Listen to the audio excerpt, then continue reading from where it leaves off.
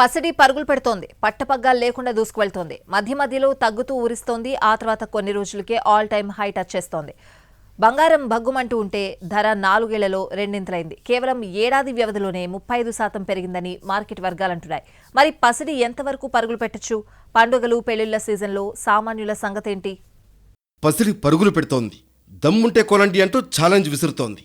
మాంద్యం భయాలు వెంటాడుతూ ఉన్నా కూడా తగ్గేదేలే అంటూ పట్టపగ్గాలు లేకుండా దూసుకువెళుతోంది. మధ్య మధ్యలో తగ్గుతూ ఊరిస్తోంది. హైక్లో మాత్రం జెట్ స్పీడ్ మీద ఉంది.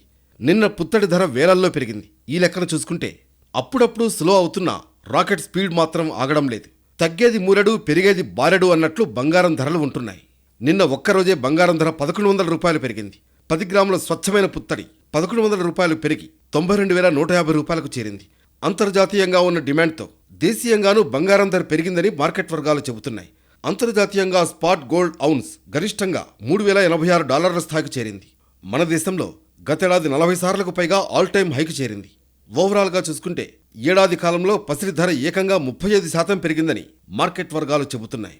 గత ఏడాది ఏప్రిల్ 1న 10 గ్రాముల బంగారం ధర 68,420 రూపాయలుగా ఉంది. ఏడాది వ్యవధిలోనే దాదాపు 23,730 రూపాయలు పెరిగింది. రేపో మాపో బంగారం 1,00,000కు చేరే అవకాశం ఉందని మార్కెట్ నిపుణులు అంచనా వేస్తున్నారు.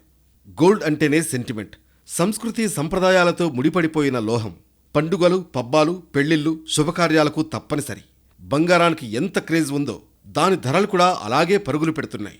ఇప్పుడు పండుగలు, పెళ్లిళ్ల సీజన్ నడుస్తోంది. ఇలాంటి టైంలో పసిడి ఆకాశ మార్గంలో పయనిస్తుంటే సామాన్యులు బెంబేలెత్తిపోతున్నారు.